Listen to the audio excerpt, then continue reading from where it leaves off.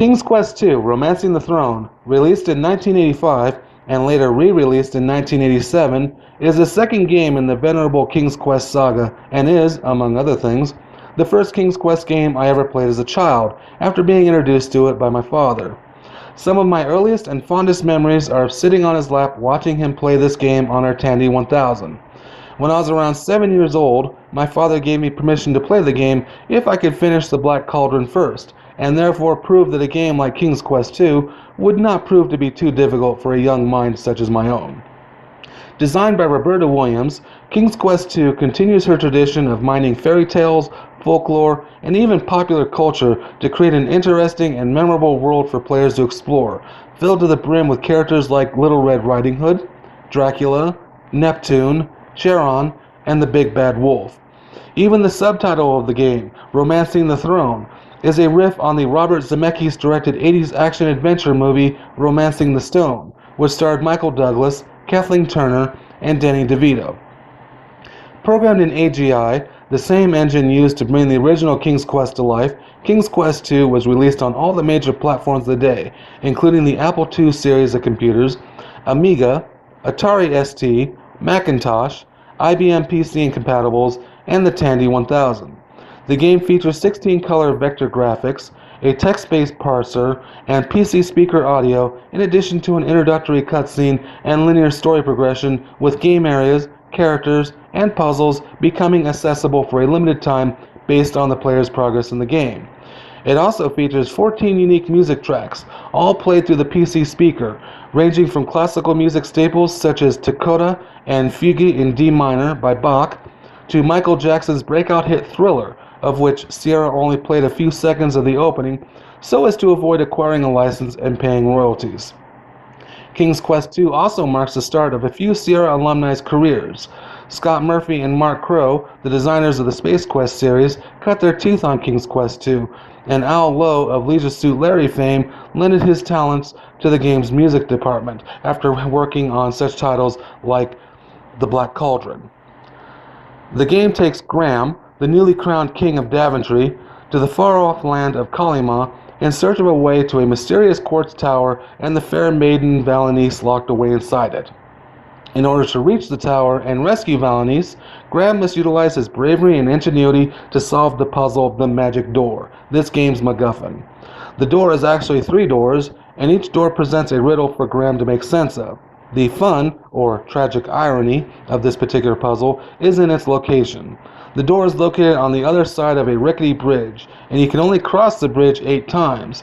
If you haven't solved the door puzzle and proceeded to the next area of the game, by the time you've crossed the bridge 8 times, you will end up stuck in a no-win state, with no way to either reach the door again if you have yet to solve the puzzle, or to get back to the mainland areas of Kalima if you happen to end up on the door side of the bridge with stuff left to take care of back in Kalima.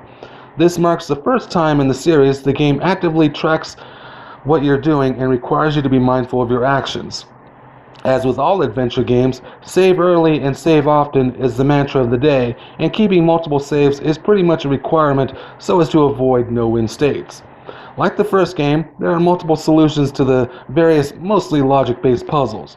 A few puzzles do defy logic, such as the now infamous tossing a bridle at a snake to turn it into a winged horse. And the game rewards players for thinking outside the box and coming up with non-violent ways to dealing with the game's puzzles. An example here is at the very end of the game with the lion that guards the door leading to Valanice's chambers.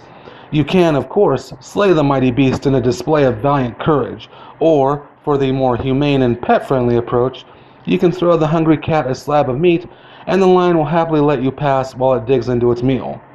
I can't begin to tell you how much fun it is to replay this game.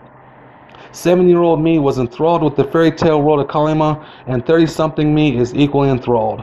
I still enjoy poking around the assorted nooks and crannies of the game as much now as I did back then, and adult me gets a hearty laugh at the Easter eggs liberally peppered across the game, like the Batmobile randomly going for a quick joyride outside of the Witch's Cave, or the tongue-in-cheek shameless plug for Space Quest I inside a hole in a boulder. And while there may be some who say that King's Quest II plays it safe by following the same basic formula as its predecessor, I've always felt that whereas King's Quest I invented the recipe, It was King's Quest II that refined that recipe, removing some of the rough edges and adding some polish to an already remarkable concept. Like any great timeless classic, King's Quest II is just as accessible today as it was when it was released. The game is available on GOG along with King's Quest I and III in a 3-pack and frequently goes on sale. Additionally, in 2002, Tierra Entertainment, later renamed AGD Interactive, released a remake to the game entitled King's Quest II Plus: Romancing the Stones. Like their previous work remaking King's Quest I, KQ2 Plus is built using the SCI Studio engine and features a reworked and enhanced story, 256-color hand-drawn graphics, a mouse-based point-and-click style interface, fully voiced narrator and character dialogue, with Josh Mandel, the voice of King Graham in King's Quest V and VI, reprising his role in this remake, and a rearranged MIDI music score by Tom Ladowski of Quest Studios fame. Like its forefather, King's Quest II is a joy of a game to play. There truly is something magical about this game that just makes it easy for me to recommend to anyone who has even a passing interest in adventure games or classic games in general. It may play it safe by sticking to the basics laid out in King's Quest I, but what is presented in King's Quest II is a definite advancement in the recipe. You can clearly see Roberta refining the design that she began in KQ1 and starting to dip her toes tentatively into more experimental waters with a linear story. Thanks to the multiple ways to approach the puzzles in the game, it is entirely possible to play through the game multiple times and experience something new each and every time. For those that are challenge-minded, might I suggest making your way through the bramble-laden path leading to Dracula's castle without the benefit of magical protection. Thank you for watching this retrospective on King's Quest II. If you enjoyed the video, please consider giving it a like, as it helps me immensely as a YouTube content creator.